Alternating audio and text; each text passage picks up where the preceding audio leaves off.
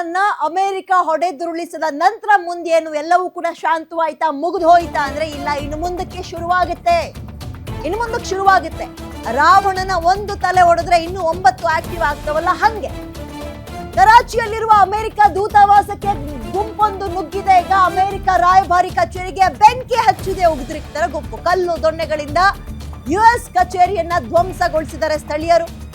ಇದರ ನಡುವೆ ಅದರ ಅಪ್ಡೇಟ್ ನೋಡ್ತಾ ಹೋಗೋಣ. ಬಹರೇನ್, ಖತಾರ್, UAE ನಲ್ಲೂ ಕೂಡ ಮತ್ತೆ ದಾಳಿ ಮುಂದುವರಿತಾ ಇದೆ. ದುಬೈ ಮತ್ತು ದೋಹಾದಲ್ಲಿ ಸ್ಫೋಟದ ಸದ್ದು ಜೋರಾಗಿ ಕೇಳಿ ಬರ್ತಾ ಇದೆ. ಹಾಗೆ ಹಲವು ಕಡೆ ಸ್ಫೋಟದ ಸದ್ದು ಕೇಳಿ ಬಂದಿರುವಂತಹ ಮಾಹಿತಿ ಲಭ್ಯವಾಗ್ತಾ ಇದ್ದು ಪರಿಸ್ಥಿತಿ ಆತಂಕಗೊಳ್ತಾ ಇದೆ. ಇರಾನ್ನ ಟೆಹರಾನ್ ಮೇಲೆ ಇವತ್ತು ಮತ್ತೆ ದಾಳಿ ಮಾಡಿದ್ದಾರೆ. ಇಸ್ರೇಲ್ನಿಂದ ಇರಾನ್ ಮೇಲೆ ಮತ್ತೆ ಅಟ್ಯಾಕ್ ಆಗಿದೆ.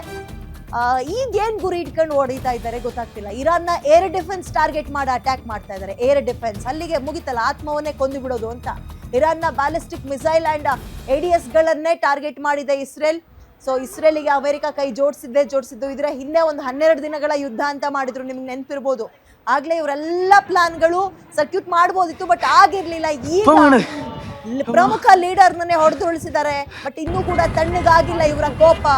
ಮುಂದುವರೆದಂತೆ ಅವರ ಏರ್ ಬೇಸ್ಗಳನ್ನ ಡ್ಯಾಮೇಜ್ ಮಾಡೋದು, ಎಲ್ಲ ರೀತಿಯ ಇರಾನ್ ಮೇಲೆ ಯಾವ್ಯಾವ ರೀತಿಯಾಗಿ ಅದರ ಆತ್ಮಕ್ಕೆ ಅಟ್ಯಾಕ್ ಮಾಡ್ಬೋದು, ಆ ವಾರ್ ಅನ್ನ ಈಗ ಇಸ್ರೇಲ್ ಮುಂದುವರಿಸ್ತಾ ಇದೆ.